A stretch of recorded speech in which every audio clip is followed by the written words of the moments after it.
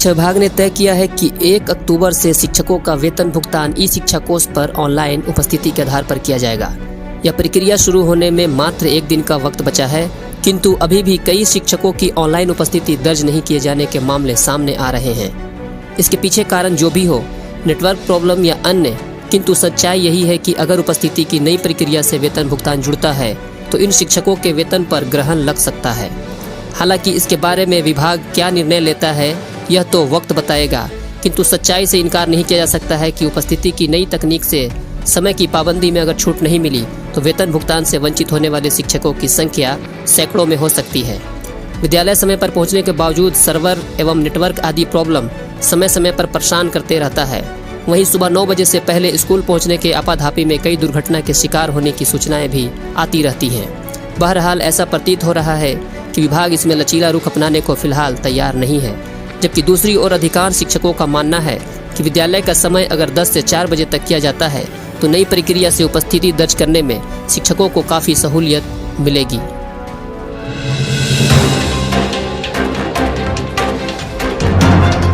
सरकारी विद्यालयों में पहले दुर्गा पूजा के मौके पर कलश स्थापना से विजयदशमी तक अवकाश हुआ करता था। पिछले वर्ष इस अवकाश में शिक्षा विभाग ने कटौती कर दी। हालांकि शिक्षकों के भारी विरोध के बाद अवकाश पुनः बहाल कर दिया गया था। इस वर्ष की अवकाश तालिका में दुर्गा पूजा की 2/3 छुट्टियों की कटौती करते हुए महज 3 दिनों का अवकाश दिया गया है। टेट स्टेट उत्तीर्ण नियोजित शिक्षक संघ गोप गुट ने सरकार से अवकाश संशोधन की मांग दोहराई है। इसमें शिक्षकों में काफ़ी आक्रोश है।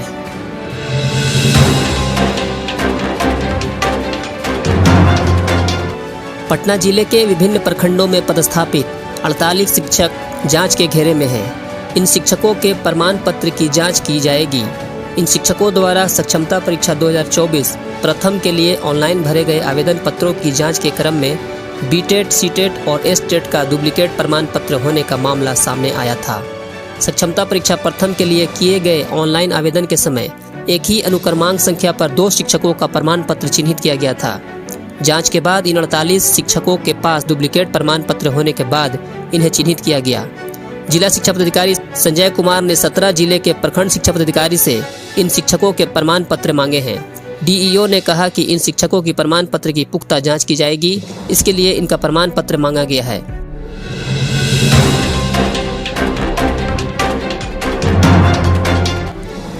कुछ शिक्षक शिक्षा कोष ऐप में गड़बड़ी करके घर बैठे ही हाजिरी लगा रहे हैं।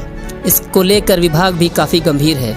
शिक्षकों द्वारा लोकेशन बदलकर और ऐप में गड़बड़ी करके हाजिरी लगाने की खबरें सामने आती रहती है, लेकिन समस्तीपुर जिले के विधान प्रखंड से बनियान यानी गंजी पहनकर ई शिक्षा कोष पोर्टल पर तस्वीर अपलोड करने का मामला सामने आया है। बताया जा रहा है कि उक्त शिक्षक घर से ही ई शिक्षा कोष ऐप पर हाजिरी बना रहा था। इसको लेकर विधान प्रखंड शिक्षा पदाधिकारी ने संबंधित स्कूल के एचएम से स्पष्टीकरण मांगा है।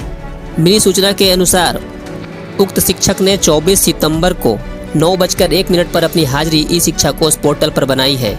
इस दौरान उनकी उपस्थिति बनियान यानी गंजी पहनकर बनाई गई है, जो विभागीय आदेश एवं शिक्षक से सम्मानित पद के प्रतिकूल है। स्पष्टीकरण संतोषप्रद प्राप्त नहीं होने की स्थिति में शिक्षक को ई शिक्षा कोष मोबाइल ऐप पर फर्जीवाड़ा कर उपस्थिति दर्ज करने व जानबूझकर उपस्थिति में गड़बड़ी करने के आरोप में विभागीय कार्रवाई की बात कही है। शिक्षक साथियों, आपको क्या लगता है, क्या वाकई यह फर्जीवाड़ा किया गया है या फिर उस शिक्षक किसी मजबूरी के तहत बनियान पर अपनी हाजिरी बनाई है? नीचे कमेंट बॉक्स में अपनी राय जरूर बताइएगा।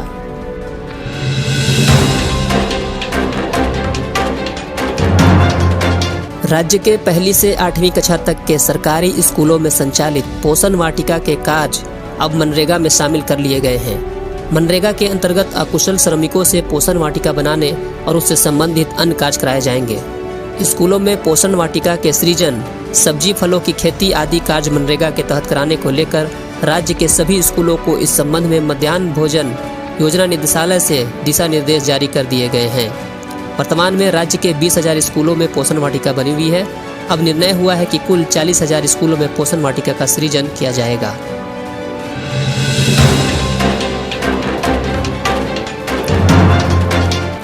एक ही विज्ञापन से सितंबर 2005 से पहले पुरानी पेंशन योजना के तहत और इसी तिथि के बाद राष्ट्रीय पेंशन योजना के तहत नियुक्त शिक्षकों को लेकर शिक्षा विभाग ने दिशा निर्देश जारी किया है। विभाग ने कहा है कि पुरानी पेंशन योजना में शामिल होने के लिए ऐसे शिक्षक 22 अक्टूबर तक अपने जिले के जिला शिक्षा पदाधिकारी को प्रस्ताव उपलब्ध करा दें।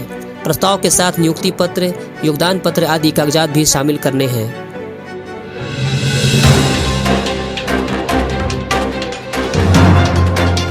राज्य भर के सरकारी और सरकारी सहायता प्राप्त विद्यालयों में पहली से 8वीं कक्षा तक की अर्धवार्षिक परीक्षा का मूल्यांकन चल रहा है। मूल्यांकन के बाद बच्चों का विषयवार अंक ई शिक्षा कोष पोर्टल पर अपलोड किया जाएगा ताकि प्राप्त अंकों को डिजिटली संधारित किया जा सके। इस कार्य के लिए डेटा ऑपरेटरों को प्रति छात्र की दर से 15 पैसे दिए जाएंगे।